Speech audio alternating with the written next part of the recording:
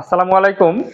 যারা নতুন চাকরির উদ্দেশ্যে গ্রাম থেকে ঢাকায় আসছেন, কেননা ঈদের পরে মূলত গার্মেন্টস সেক্টরে একটা ভালো নিয়োগ শুরু হয়েছে। অধিকাংশ গার্মেন্টস সেক্টরে নিয়োগ আছে। তো দেখা যাচ্ছে আপনারা গ্রাম থেকে ঢাকা শহরে আসছেন পরিচিত আত্মীয়-স্বজনের মাধ্যমে অথবা যেকোনো উপায়ে। কিন্তু এখন আবার দেখা যাচ্ছে যে গেটে যাওয়ার পরে হয়তো ২-১ জন নতুনের চাকরি হইতেছে, বাট অধিকাংশেরই আপনার চাকরি হচ্ছে না। এর কারণ কি? কারণ হলো গার্মেন্টস সেক্টরে অপারেটর ছাড়া নেয় না, কাজ জানা লোক ছাড়া নেয় না। সুতরাং তখন আপনারা আবার কি করতেছেন? আপনাদের আশেপাশে যারা ট্রেনিং সেন্টার আছে তাদের কাছ থেকে ট্রেনিং নিতেছেন।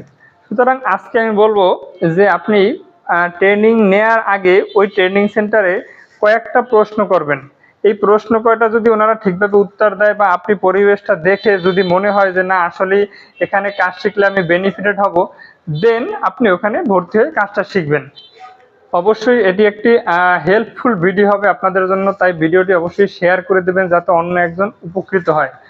চলুন, যে বেসিক কোন কোন বিষয় আপনাকে অবশ্যই জেনে নিতে হবে।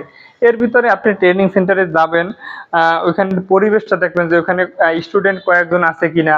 স্টুডেন্ট থাকার পরে আসলে তারা যে কাজটা শিখায় কিভাবে আপনাকে কাজ শিখাবে এরকম কোনো একটা বই বা পেজ অথবা লিখিত কিছু আছে কিনা, যে আপনাকে তারা ১ মাসের জন্য ভর্তি নিল ৩,০০০, ৪,০০০, ৫,০০০, এক এক ট্রেনিং সেন্টার এক একভাবে নেয়।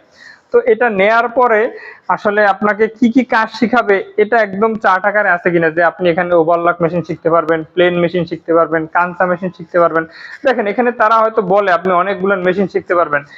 চাকরি নিতে গেলে আপনার অনেকগুলো মেশিনের দরকার নেই। এখানে একটা অথবা দুইটা মেশিন যদি আপনি ভালোভাবে পারেন, ভালোভাবে শেখেন, তাহলে আপনার চাকরি হওয়ার সম্ভাবনা বেশি। সুতরাং আপনি তাদেরকে বলেন যে আমি ২টা মেশিন শিখবো এবং ২টা মেশিন আমাকে ভালোভাবে আপনারা কিভাবে প্রসেস করে, ২টা মেশিনের মিনিমাম ৪টা ৪টা ৮টা প্রসেস অথবা ৩টা ৩টা ৬টা প্রসেস ভালোভাবে শিখতে হবে। এবং ওই শিখানোর ক্ষেত্রে তারা কিভাবে হেল্প করবে আপনাকে এই জিনিসটা একটু কনফার্ম হয়ে নেবেন। তবে শেখার দায়িত্ব কিন্তু আপনার, তারা আপনাকে শিখিয়ে দিতে পারবেন। আপনি ভর্তি হইলেন আর ভাবলেন আপনার চাকরি হয়ে যাবে, না, চাকরিটা এত সহজ না। সুতরাং আপনাকেই চেষ্টা করতে হবে, বারবার মনোযোগ দিয়ে শিখতে হবে। না বুঝলে যে ট্রেনার আছে ওনাকে বারবার জিজ্ঞেস করতে হবে, ভাই বস আমাকে বারবার এই জিনিসটা একটু বুঝিয়ে দেন। দায়িত্ব কিন্তু আপনার। সুতরাং এই জিনিসটা মাথায় রাখলে আশা করি আপনারা হয়তো চাকরি পাবেন। ধন্যবাদ। আসসালামু আলাইকুম। আর এই রিলেটেড কোনো বিষয় যদি আরো জানার থাকে তাহলে কমেন্ট করতে পারেন। আর